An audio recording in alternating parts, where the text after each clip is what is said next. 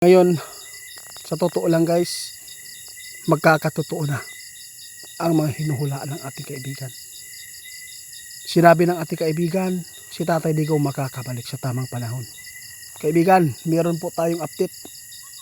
Nagkatotoo po yung sinasabi nyo na kailangan talaga makabalik si Tatay Digong dito. Pero nais ko lang pong itanong, kumusta po ang pagbabalik ni Tatay Digong dito? Kung sakali man ito ay pabalikin ng ICC dito sa bansa natin, ano po ba ang mangyayari?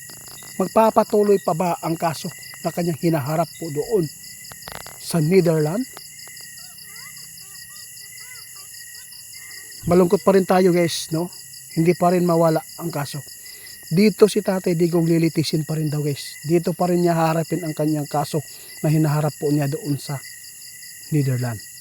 Kaya sana kung makakabalik man si Tatay, nagpasalamat ta kaya makabalik siya dire. Okay lang po pag dito siya lilitisin. Alam na po natin kung ano pong ginagawa po ni Ma'am Sara, kung bakit pala na meron siyang ginawa na hindi naman maganda sa mga supporters ng DDS. Dahil po meron siyang mga ininderso ng mga tao, ng mga traitor din, no? Kaya ito siguro ang kanya nakita na makakabalik talaga si Tatay Digong. Mismo si kaibigan natin din guys, alam po niya na makakabalik. Bawal po talaga na ikulong ang matanda doon sa Netherlands. Yun po siguro, kaibigan. At least nakauwi siya dito, di ba? Ito po ang problema lang dito. Gusto kong malaman kaibigan, kung makakauwi si Tatay, kung sakali makukulong siya dito sa Pilipinas, meron po bang kaguluhan na magaganap? Naku po, napakadelikado ito guys. Pwedeng mangyari po yung kaguluhan, no? Pwede pong lulusob ang mga tao doon sa Malacanang kung sakali man si Tatay Digong napahirapan po ng ating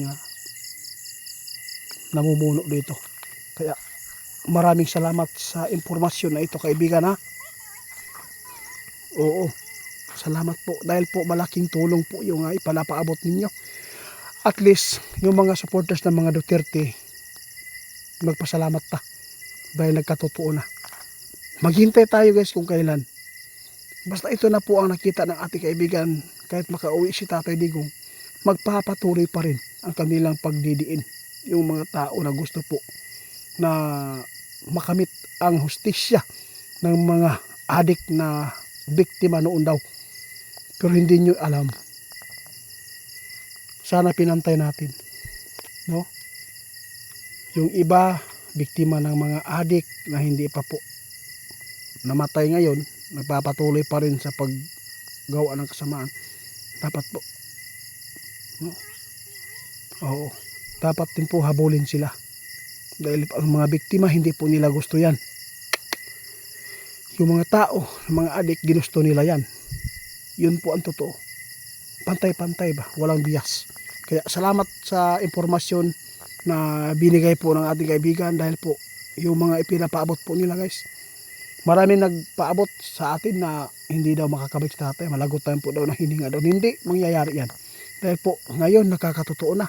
Abangan na lang po natin kung kailan po maging okay ang lahat doon sa Netherlands para makuha si Tatay Digong. At dito po siya lilitisin. Sana wala pong paggigipit. Kung mayroon pong paggigipit po dito na hindi maganda, kung may magtatry doon sa mga Duterte, kung saan si Tatay ilalagay, sigurado nakita ng ating kaibigan, sisiklab po ang madugong labanan. Alam po natin marami po ang mga Duterte supporters din, no? Kung ano man po ang inyong makamit po ng mga hustisya, sana po, no, makamit man nyo, at saka sana ay wala pong mga tao mapapahamak, kaibigan. Oo, mag-ingat po tayong lahat guys. Alam po ninyo malapit na po ang halalan. Huwag po kayong kampante, no, sa lahat ng mga mabuting tumatakbo ngayon ng mga politiko. Mag-ingat kayo, lalo na yung mga taong selfish sa kapangyarihan, pwede po yan gumawa ng kasamaan. Kaya abangan po ninyo sa sunod namin ipaabot guys tungkol po sa botohan. Kung sino ang ibuboto natin. Kaibigan.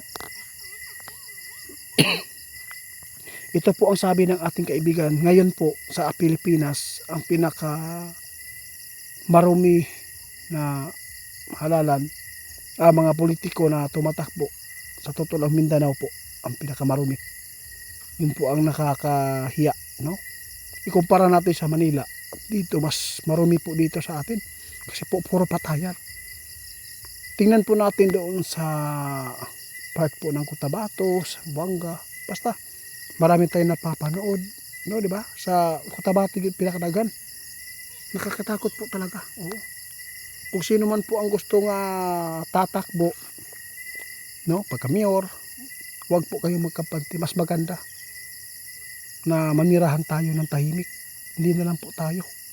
Pabayaan natin yung mga tao na hangol diha. Alam po natin, hindi po maganda ang politiko.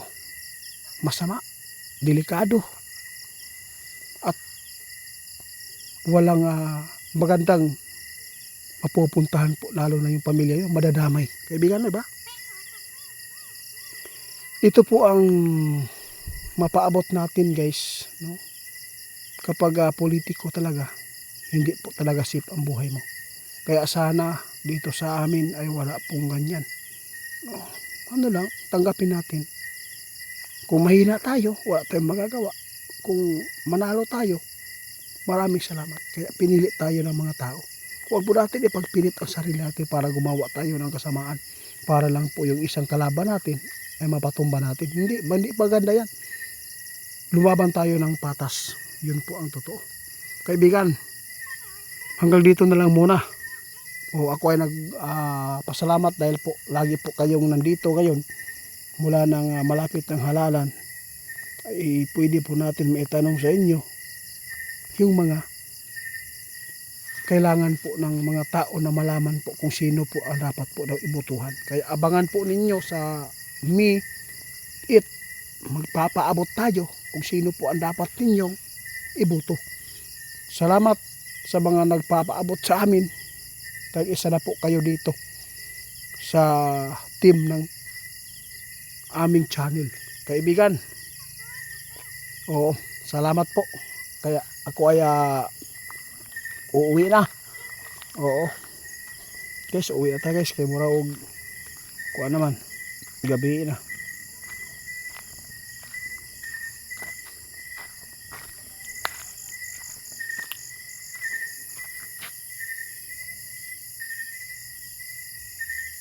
Makapal na yung kaibigan. Wala na si Linyo. Nawa galit.